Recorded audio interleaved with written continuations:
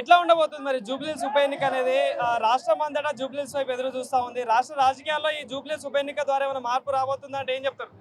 డెఫినెట్గా ఈరోజు నవీన్ యాదవ్ గారు నామినేషన్ ఇస్తారు.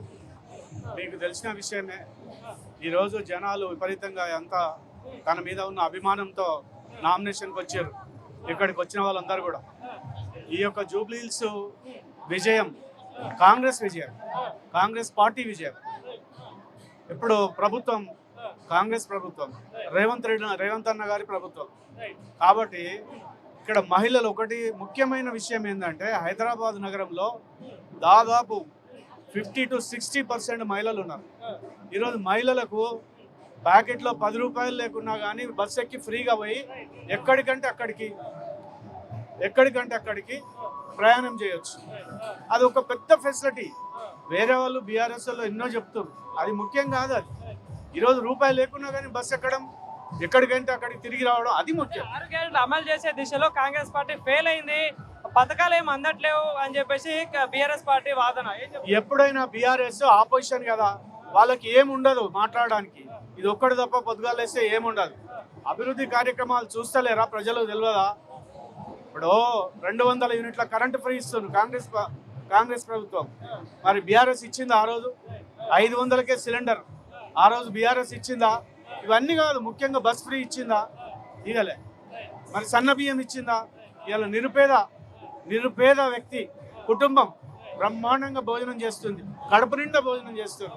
అది ముఖ్యం కాదా? అది పథకం కాదా? అంతవరకు అంటే పోటీ ఎవరు అనుకుంటున్నారు? జూబ్లీహిల్స్గా పోటీ లేదు, ఎవరు లేరు. నవీన్ యాదవ్ గెలుస్తాడు, బంపర్ మెజార్టీ తోటి గెలుస్తాడు. ఓకే. సో మనతో పాటు సంజయ్ కుమార్ ఉన్నారు. సో ఎట్లా ఉండబోతుంది మరి ఉప ఎన్నిక? వార్ వన్ సైడ్ ఉంది. ఈరోజు టీఆర్ఎస్ వాళ్ళు అడ్రస్ లేరు. ఇక్కడ జరగబోయే ఎన్నికలలో ఖాళీ మెజారిటీ కోసమే మా ఫైట్ అంతా. టీఆర్ఎస్ కారు షెడ్కి ఎప్పుడో పోయింది, వాళ్ళు షెడ్లో రిపేర్ చేయించుకుంటా ఇంకో 10 ఏళ్ళు పడుతుంది ఇంకా. కాబట్టి టీఆర్ఎస్ వాళ్ళది, బీజేపీ వాళ్ళది ఏదైతే చీకటి రహస్య ఒప్పందం ఉందో అదంతా కూడా ఇలా పబ్లిక్ గమనిస్తూ ఉన్నారు. వారు వన్ సైడ్ ఈ రోజు మొత్తం కూడా కాంగ్రెస్ పార్టీ కోట్లు వేస్తే బుల్డోజర్లు వస్తాయి అని చెప్పేసి మాట్లాడుతూ ఉన్నారు. ఏం చెప్తారు? బుల్డోజర్లు కాదు, సంక్షేమ పథకాలు. అలాగే టీఆర్ఎస్ వాళ్ళకి మైండ్ లేక బుల్డోజర్లు అంటున్నారు. ఎవరైతే అక్రమ నిర్మాణాలు చేసుకున్నారో, ఎక్కడైతే ప్రభుత్వ భూములు కబ్జా చేసుకున్నారో వాళ్ళ కోసం ఇవన్నీ. ప్రభుత్వ ఏవైతే భూములు ఉన్నాయో, మొన్న మీరు చూసినట్టయితే బతుకమ్మ కుంటకి కాలేరు వెంకటేష్ టీఆర్ఎస్ ఎమ్మెల్యేనే, బీఆర్ఎస్ సిట్టింగ్ ఎమ్మెల్యేనే మెచ్చుకున్నాడు గవర్నమెంట్ని. ఏమని? బతుకమ్మ కుంట కొన్ని సంవత్సరాల నుంచి కూడా కబ్జాకు గురైంది.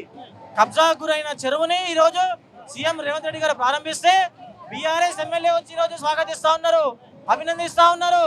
కాబట్టి బుల్డోజర్ దేనికి పనిచేస్తుంది అనేది తెలంగాణ ప్రజలు మొత్తం కూడా చూస్తూ ఉన్నారు.